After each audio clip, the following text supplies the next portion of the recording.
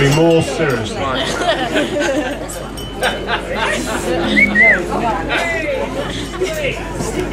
On behalf of my family, I'd like to welcome you all here this evening to celebrate Sam, Frankie, whatever you know him as, his 21st birthday.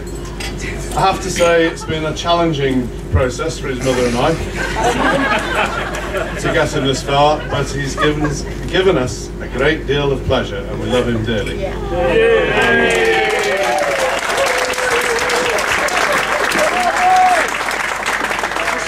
Judging by the calibre of his friends, he's doing okay. Now, on a serious note, we're all here to enjoy ourselves this evening. Please, anybody that is in charge of a vehicle, please do not leave here unless you're fit to drive. We'd rather you stayed. The heating is on in the tent all night, so please be safe, and all those that survive the night, breakfast will be served tomorrow. Okay, so that's really the end of my speech, which is merely... Quiet, please. I would now like to introduce to you two very fine young men who are renowned in the locality, infamous in some police stations around Cheshire, but won't touch on that because the parents don't know about it. Anyway, please, could you give a warm welcome to our main speaker, well, to the main speakers this evening, not the main speaker. Please, here is Adam Churton and Ollie Charlesworth.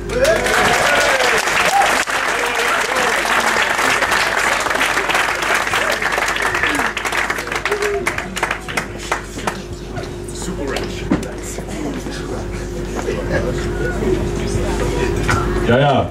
Right, good evening, guys. Hope you're all having a good evening. For those of you who don't know, I'm Adam. I'm one of Sam's best mates from home. I'm just going to start by thanking Dave and Sarah for tonight. You'll all agree it looks amazing here. And yes, again, we'll have a good night. We'll kick off from there. Yeah, I'm Ollie. Sorry, I forgot about the mic. Yeah, I'm one of Sam's mates from home as well. Nice to meet you all. Yeah, so Sam's 21st. Holy shit! As if we fucking made it. But he's still alive. He's still well. And I don't know about you guys, but I'm a little bit astounded. But he did make it. So well done, Sam. Just a little round of applause.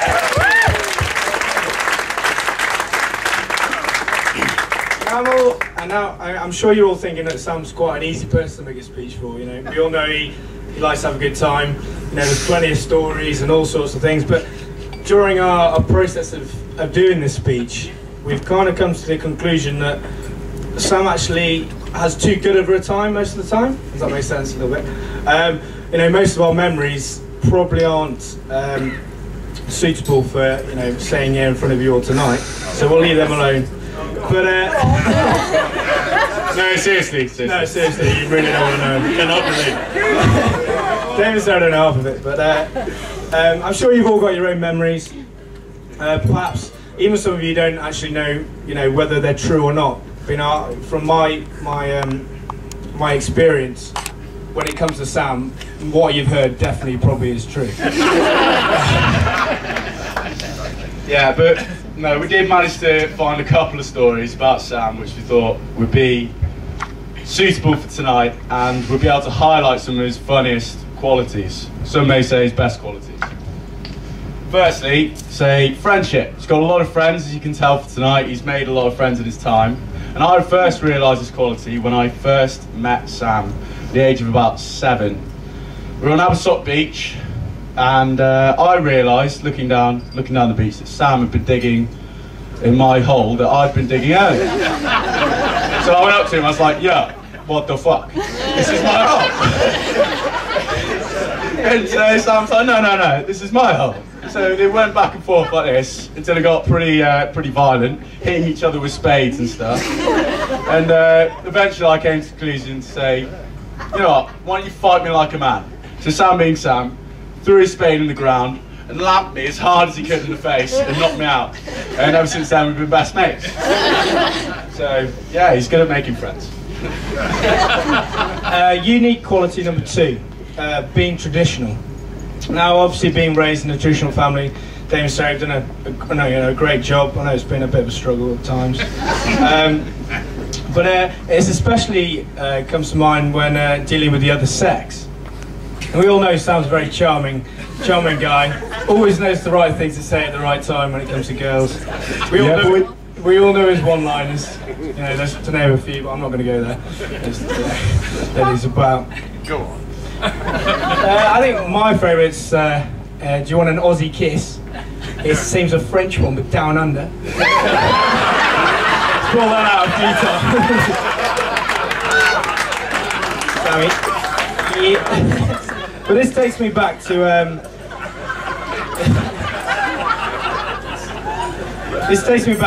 Wakestock. Our second time at Wakestock. Wakestock's a festival in Abersock, for those of you who don't know. And this was a big year for Sam. He overcame a massive milestone in becoming a young man. So after partying, you know, all night, me and Ollie realised that Sam had snuck off without letting anyone know. But sooner after, we'd found out that Sam was on a quest. A quest to find a lady friend. And with Sam's chat, you know, soon bagged a lovely young lady. Don't know her name. Sam, do you know her name? No. Don't really, not surprise me. And after shrooging her for a long time, I'm sure Sam, you know, realised that it was time to get down to business. And at festivals, there aren't many locations that, you know, other more important things can happen. You know, you may have a house in Abersock where there's a comfy bed. You might even have a blow-up mattress in a tent. But Sam went a bit more original. Sam found a 5-star Portaloo on the campsite. I don't know if anyone's been to Wakestock, but these aren't in, you know, they're not the nicest location for making love to a girl, especially for the first time. Sam was minging, mate, to be honest. Flowered her out. So whatever happened, Sam left the girl, I'm sure not wanting any more, filled all her needs, and returned to her tent with a massive, you know, full of content, with a big smile on his face. But, you know, a weird thing happened next. He said, you know, I'm covered in mud, I need to shower. And we were like, you know, it's not going to happen now. Opened a can of Foster's, chucked it over his head, and started bathing under a can of Foster's. You can picture this now, Sam in the moonlight, bathing in a can of beer. Naked. Naked as well, yeah, bollock naked. Not quite the picturesque as I make it out to be. But sadly, I don't think you've ever met that girl ever again, have you? No. Not going to happen, is it? Should look her up. Sounds classy. She's trying tonight. Okay, well, we're running out of time, so there's a third and final quality I'd like to refer to. It's Sam's sense of direction. This brings me back once again to Abersock and Sam and Adam's A-level results night. It wasn't my results night because I'm a year younger than them, so I was designated looker after, if that makes sense. As in, they got any shit, I had to sort it out. Anyway, after about 2-3 hours in the harbour, harbour's the club in Abersock, we realised that Sam had gone missing again. So we decided to call him, kept calling and calling, no answer, didn't pick up once. We thought, you know what, he's a big boy, he knows what he's doing, I'm sure he's fine, I'm sure he can look after himself. Boy, were we wrong! About 2 hours later, I got a phone call off his phone from a 70-year-old woman saying she'd been woken up by Sam Charlesworth snoring as he'd wrapped himself, like curled up round the bottom of a telephone post, sleeping halfway to Pwllheli. Pwllheli is about 5 miles away from Abersock. So he had just walked, thinking he knew where he was going, decided he had enough, fallen asleep at a telephone post, and that was the end of it. So I set off in a taxi to pick him up, just about got there, brought him back to Abersock, and he was wide awake at this point. Thought the best idea to do now was to strip his bottom half naked, so he took his jeans off, took his underpants off, and run through Abersock naked, with his giblets hanging out, and just scream at the top of his voice, waking everyone up, saying, "I'm the king, I'm the king!" You're awesome. Until we got him back up.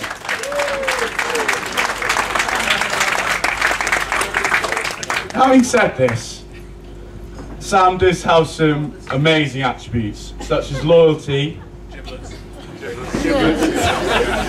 one major giblet, but is also extremely kind-hearted. Yeah, he's one of our best friends. He's the most unselfish person I know. I love him to bits. He's a great credit to Dave Sarah. Like we say, it's been hard, but you've done a good job. He is literally the nicest guy when he hasn't had a drink. Sometimes, it's a great family. We're glad to be a part of it. Sam, we were going to make you down a pint now, but we know you can't handle your drink. So we're going to go with a toast. So I'd like everyone to be upstanding. Raise a glass to Sam Charlesworth. What a boy. Cheers, guys. Cheers. Cheers, guys. Okay, thanks a lot, guys. And now I'd like to... Yeah, cheers. Round of applause for Sam.